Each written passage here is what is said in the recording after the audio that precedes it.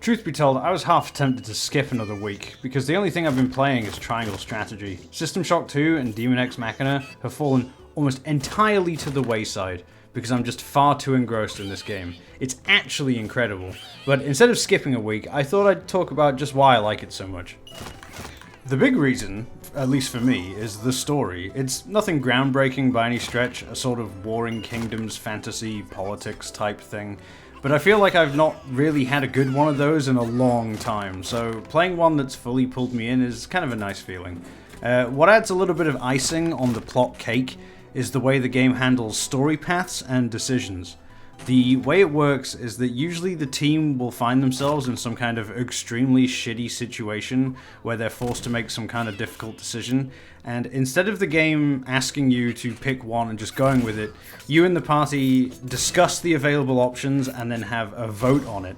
As the player, you can see which way people are voting, and then you can go around to each person who are voting against you to try and persuade them with information that you've gathered to change their minds.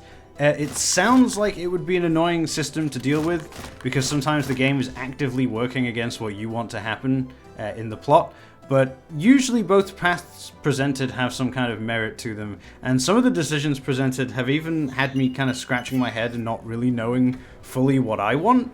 There was one decision at one point in the last 2 weeks I've been playing it. It's sort of involving the main character's redhead wife, and if you played it, you know what I mean, that I felt was completely stupid, but aside from that, the weight of each decision phase of the plot hits really well. The other thing I really enjoy about this game is just how streamlined the party management is. As much as I love games like Final Fantasy Tactics and Disgaea, the one thing I absolutely cannot stand with those games is the micromanagement of characters' equipment and things like that.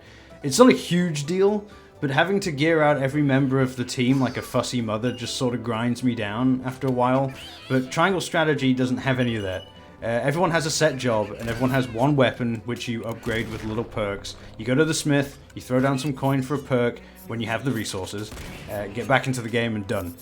Like I said, I don't particularly hate the more micromanagement way of doing things, but when I'm this eager to progress the story, it's nice to not have to bring everything to a screeching halt, so I can make sure everyone has the right stuff on. Conversely though, the equipment system that does exist, in the form of every character having 2 accessory slots, is sort of lackluster and feels a bit tacked on. I just buy the thing that ups their predominant stat and roll with that. Feels like a sort of brain-dead feature that's tacked on in order to drain the player's money.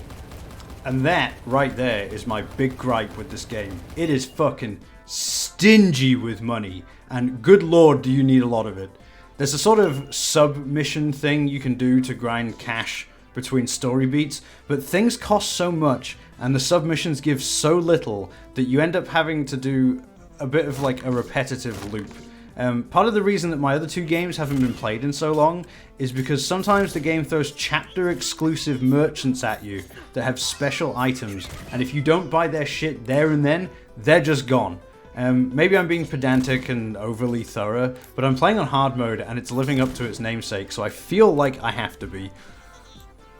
Well, that's my sort of potted review of Triangle Strategy anyway. I mean, if you like strategy RPGs, and you don't mind an extremely dialogue-heavy game, then give it a go. It's on Steam and Switch. It might be a little bit on the pricey side, but considering how drastically the story shifts based on the routes you take, it's got a fair bit of replayability, so it's probably worth it for the most part. Now, there was one other thing I managed to beat this week, and that was Chop Goblins on PC. The game you've been watching in the background while I gushed about this strategy game. It's developed by a guy called David Szymanski? I'm sorry if I said that wrong. Who I think is most well known for a game called Dusk, but I know him more as that one guy who made the only games on the DreadX collection that I could stomach. Either way, it's a first-person shooter that's sort of a little bit Doom Classic mixed with a little bit of Serious Sam, and you run around stabbing and shooting goblins until the end of the stage. The humor it uses doesn't really land for me, but overall it's a fun game with a really satisfying sort of BFG type gun in inverted quotations. My only problem with it is that it's too fucking short. I fired it up before I was supposed to go live with a stream, thinking I'd start something new for an hour before, going live with something else. And before my scheduled time even came near, I'd finished it. And for £4, I feel a little bit ripped off.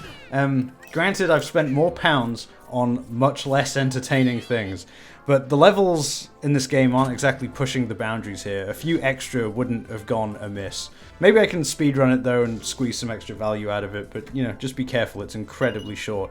Anyway, that's it for this week. Maybe I'll try and vary up my game choices in the coming week, but who knows. Triangle has quite the grasp on my free time at the moment. So, peace!